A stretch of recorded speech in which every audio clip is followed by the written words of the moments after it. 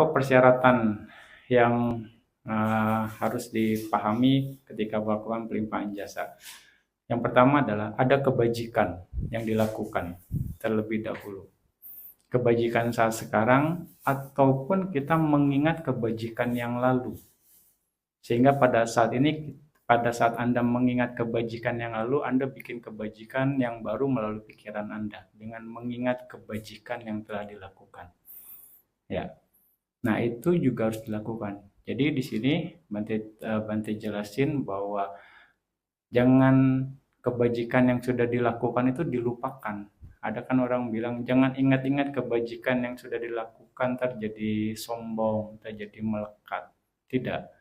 Kebajikan yang telah dilakukan harus sering diingat, harus sering dikenang supaya Anda membuat kebajikan baru. Nah, itu modal Anda untuk pelimpahan jasa. Nah, kebajikan yang dilakukan pada hari Uposatha itu nilainya besar. Apalagi kalau Anda sedang menjalankan Uposatha Sila, ya, lalu Anda melakukan kebajikan. Kebajikannya tinggi. Itu nilainya seperti seorang Sotapanna. Kebajikan itu akan mencegah Anda, berpotensi untuk mencegah Anda tidak terlahir dalam apaya. Makanya Bante sering infokan ini supaya Anda setiap Uposatha, lakukan Uposatha Sila, lalu berbuat baik. Modal Anda. Itu maksud Bante. Ya, karena informasi ini ada. Ya, ini sebagai Buddhis Anda harus ketahui informasi ini dan manfaatkan dengan baik.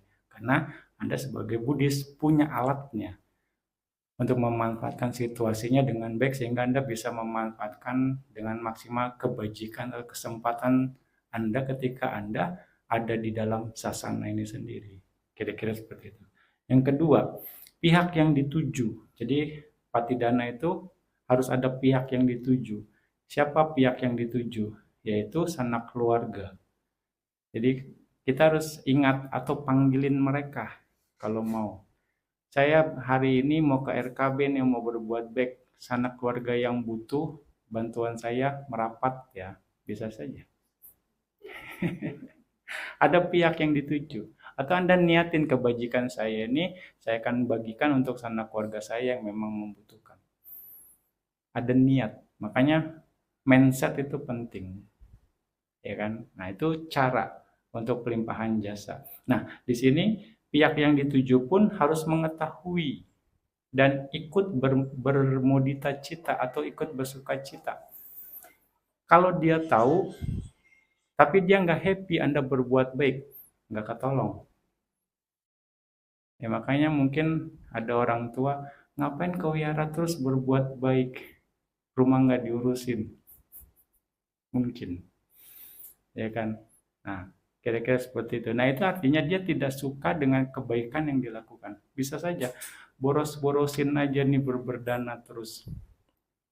Nah, gitu kan. Kerja capek-capek duitnya buat berdana saja. Mungkin saja. Nah, makanya kenapa kita perlu untuk membiasakan bersuka cita atas kebaikan yang telah dilakukan oleh pihak lain. Bermudita cita, itu salah satunya. Modal kita kalau kita jadi peta. Ya, itu modalnya. Kalau kita sewaktu-waktu jadi peta, kita punya modal untuk terangkat bermudita cita. Kalau enggak, kalau itu enggak dibiasain, orang berbuat baik kita enggak happy. Orang berbuat baik kita iri, itu bahaya. Orang berbuat baik kita enggak suka, itu bahaya. Ya, maka orang berbuat baik kita harus bermudita cita. Salah satunya adalah dengan mengucapkan sadhu. Ya, itu cara acaranya. Pihak yang dituju ikut bermudita cita. Nah, sukacita yang muncul melihat kebaikan yang dilakukan oleh keturunan mereka, itu akan mendorong potensi karma baik mereka untuk matang lebih awal. Maksudnya seperti itu. Kalau mereka happy, mereka akan berubah. Mereka akan terlahir lagi, mungkin mati di sana, akan terlahir jadi di alam yang lebih baik. Ya, itu maksudnya. Jadi bukan misalnya Anda dapat makan, Anda dana makan, mereka nanti Anda misalnya dana kacang, nanti mereka dapat kacang, enggak gitu. Pokoknya mereka akan bahagia sesuai dengan karma mereka. Kira-kira seperti itu. Nah, Pelimpahan jasa ini juga diterima di tempat yang sesuai, yaitu di alam peta para datu pajiwika. Kalau mereka tidak lahir di sana, nggak akan diterima pelimpahan jasanya. Ya, makanya kalau misalnya ada orang atau sanak keluarga yang mengharap orang tuanya terima pelimpahan jasa mereka, nah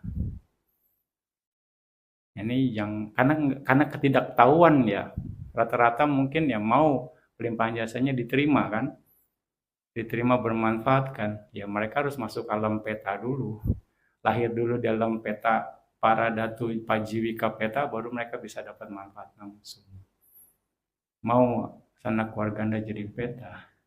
Enggak kan? Nah, makanya diterima atau tidak pelimpahan jasa yang Anda lakukan, jangan dipikirin. Tugas sudah Anda kerjakan dengan baik. Ya, itu. Jadi jangan diharap ya udah lakukan saja dengan tulus dengan baik. Jadi siapapun sanak keluarga yang membutuhkan yang berhubungan karma dengan Anda, semoga mendapatkan manfaat dari kebajikan yang saya lakukan. Jadi secara umum, kecuali Anda mengetahui dengan pasti keluarga Anda terlahir dalam peta dan membutuhkan bantuan, bisa langsung spesifik menyebutkan nama keluarga kita tersebut. Ya. Kira-kira seperti itu ya. Itu adalah serba-serbi pelimpahan jasa yang harus Anda ingat, sehingga nanti ketika Anda melakukan pelimpahan jasa, Anda lebih menghayati pelimpahan jasa ini dengan pengertian benar. Ini secara dalam. Ya, oke. Demikian dari Bante tentang pelimpahan jasa. Sadu, sadu, sadu.